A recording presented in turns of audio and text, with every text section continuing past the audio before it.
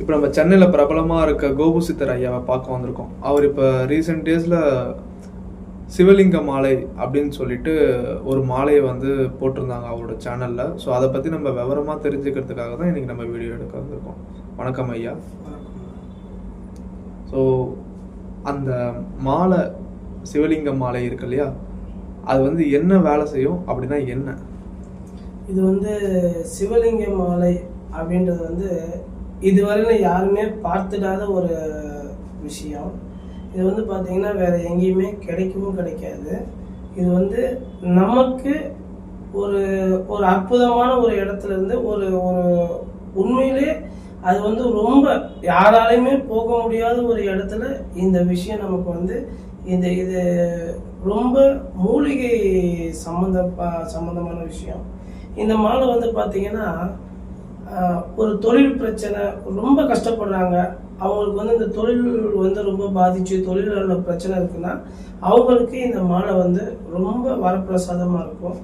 அதே மாதிரி பார்த்தீங்கன்னா நம்ம இந்த கணவன் மனைவி வந்து இப்போ கணவன் மனைவி பேச்சை கேட்கல, மனைவி கணவன் பேச்சை கேட்கல, இந்த மாதிரி விஷயத்துக்கு கூட இந்த மாலை வந்து உண்மையிலே வாங்கிட்டு போனவங்க எல்லாருமே ஐயா இந்த மாலை போட்டு என் குடும்பத்தில் நிறைய மாற்றங்கள் நடந்திருக்குயா அப்படின்னு சொல்லிட்டு சொல்கிறாங்க. இது ஏன்னா அவ்வளோ பவர்ஃபுல்லான ஒரு விஷயம். இது எங்கேயுமே கிடைக்காது, இது நம்மக்கிட்ட மட்டும்தான் இருக்குது. நீங்கள் வேணும்னா ட்ரை பண்ணி பாருங்கள். இந்த மாலையினால் உண்மையிலே எல்லாருக்குமே இதை அணிஞ்சு என்கிட்ட வாங்கி அணிஞ்சவங்க எல்லாருக்குமே இன்னைக்கு ஒரு பாசிட்டிவான விஷயம். அட இதை போட்டு படிக்காத பிள்ளைங்க கூட இன்னைக்கு நல்லா படிக்குதுங்க அப்படின்னு சொல்லிட்டு ஒரு தவிர நிறைய பேர் சொல்லியிருக்காங்க. இதெல்லாம் கேட்கும்போது ரொம்ப சந்தோஷமா இருக்கு. இது வந்து சித்தர்கள் நமக்கு வந்து ஒரு சில நிறைய நிறைய பாசிட்டிவான விஷயம் கொடுத்ததுல இந்த மாலையும் நமக்கு ஒரு ஒரு வரப்பிரசாதனே சொல்லலாம். சரிங்கய்யா. இப்போ இந்த சிவலிங்க மாலை இருக்கு இல்லையா, இப்போ இந்த சிவலிங்க மாலை வந்து ஒரு செடியிலேருந்து உருவாகுதா, இல்லை நீங்கள் கையால் செதுக்குறீங்களா, இல்லை வந்து அதுவே உருவாகிற ஒரு விஷயமா? இது கடவுள் அருளியதுன்னு சொல்றேன். இது வந்து ஒரு ஒரு பழத்துல ஒரு விதையா வரக்கூடிய ஒரு லிங்கம்.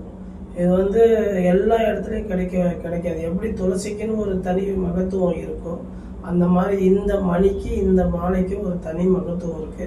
இது வந்து கையிலலாம் செய்யவே முடியாது. அந்த அளவுக்கு வந்து அது செய்யணும், அது ரொம்ப கஷ்டம். இது வந்து ரொம்ப கடவுள் நமக்கு கொடுத்த வரப்பிரசாதம் அப்படின்னு தான் நினைச்சுக்கணும். ஸோ அந்த மாதிரி ஒரு விதைக்குள்ள தன்னை ஒழிச்சு வச்சிருக்காரு. அந்த லிங்கத்தை நம்ம வந்து கண்டுபிடிச்சி தேடி எடுத்து இன்னைக்கு மக்களுக்கு நம்ம கொடுத்துருக்கோம். இப்போ இது வந்து பல வருஷமா பின்பற்றிட்டு இருக்க ஒரு விஷயத்த நீங்க செய்யறீங்களா, இல்ல ஆல்ரெடி இருக்குதா? இது அதாவது இது வந்து காலகாலமா இருந்தது, யாருக்கும் தெரியல. இப்போ நிறைய மூலிகைகள் இருக்கு, நிறைய செடிகள் இருக்கு. இந்த செடி இதுக்கு தான் யூஸ் ஆகும்னு சொல்லிட்டு இன்னைக்கு இருக்கிறவங்க யாருமே அவ்வளோ சீக்கிரம் கண்டுபிடிக்கல. அன்னைக்கு வந்து சித்தர்கள் தான் அதை கண்டுபிடிச்சி நமக்கு வந்து இந்த மூலிகை இதுக்கு உதவும், இந்த கீழான் இல்லையா, இல்லை இந்த கீரையா அந்த கீரையா, இதெல்லாம் இந்த ஒரு விஷயத்துக்கு நமக்கு உதவும் அப்படின்னு சொல்லிட்டு இப்போ வல்லார ஞாபக சக்திக்கு இந்த மாதிரி ஒரு விஷயமும் வந்து எதுக்கு உதவும்னு சொல்லிட்டு கொடுத்த மாதிரி இன்னைக்கு இந்த விஷயத்த நம்ம எடுத்துட்டு வந்திருக்கோம். ஸோ இந்த பழத்துக்குள்ள இந்த லிங்கம் வந்து ஒளிஞ்சிருக்கு அப்படின்றத வந்து இன்னைக்கு நம்ம தேடி எடுத்து மக்கள் பயன்பாட்டுக்காக கொடுக்குறோம். ஒரு லிங்கம், அதாவது ஒரு ருத்ராட்சம் நம்ம அணியும் போதே நிறைய மாற்றங்கள் வரும்னு சொல்லிட்டு சொல்லுவாங்கல்ல, அதே மாதிரிதான் இன்னைக்கு ஒரு லிங்கத்தை நம்ம வந்து ஒரு வணங்கினாலே நமக்கு வந்து எத்தனையோ லட்சம் மாற்றம் நமக்கு வந்து வரும் வாழ்க்கையில். அந்த மாதிரி இது 108 லிங்கம் நம்ம கழுத்துல போட்டோம்னா அந்த அளவுக்கு ஒரு மாற்றம், அந்த அளவுக்கு ஒரு பாசிட்டிவான விஷயம் இதுல இருக்கு. இப்ப நீங்க சொல்லும் போது நான் கவனிச்சேன், அதாவது சிவனை கும்பிடுறவங்க தான் ஒரு ருத்ராட்சம் போடுவாங்க. இப்போ இந்த ருத்ராட்சத்துக்கும் இந்த சிவலிங்க மாலைக்கும் ஏதாவது சம்பந்தம் இருக்கா? இல்லை, ருத்ராட்சம்ன்றது வேற. அது வந்து சிவனுக்காக அந்த ருத்ராட்சம் அணிகிறவங்க வந்து நான் வந்து சிவன் பக்தர் அப்படின்னு சொல்லிட்டு, அதே மாதிரி ருத்ராட்சம் வந்து பார்த்தீங்கன்னா ஒரு முகத்துக்கும் ஒரு சிறப்பு இருக்கு. இது வந்து பார்த்தீங்கன்னா முழுக்க வந்து சிவலிங்கமே தான் இருக்கும். இது பாருங்க, இந்த மாலை வந்து சிவலிங்கமே, ஒரு மணியும் சிவலிங்கமே இருக்கும். ஸோ இது வந்து பார்த்தீங்கன்னா ஒரு என்ன சாமி இவ்வளோண்டா இருக்கு, இதில் எப்படி சிவலிங்கம் வந்துச்சு அப்படின்னு சொல்லிட்டு கேட்டிங்கன்னா, இது வந்து கடவுளா ஒரு ஒரு ஒரு அதுக்கு ஒரு கதை இருக்குது. அது அடுத்த வீடியோவில் நான் சொல்கிறேன். கடவுள் வந்து ஒரு பிரச்சனைன்னு வரும்போது அதுக்குள்ளே போய் மறைஞ்சிக்கிட்டாரு. ஸோ அந்த லிங்கம் தான் இது. இன்னைக்கு வந்து இவ்வளோண்டா இருக்கே, இது என்ன பவராக இருக்கும் அப்படின்னு சொல்லிட்டு கேட்கலாம். சிவனை பொறுத்தவரை ஒரே ஒரு பழமொழி தான், மூர்த்தி சிறுசா இருந்தாலும் கீர்த்தி பெருசுன்னு சொல்லிட்டு சொல்லுவாங்க.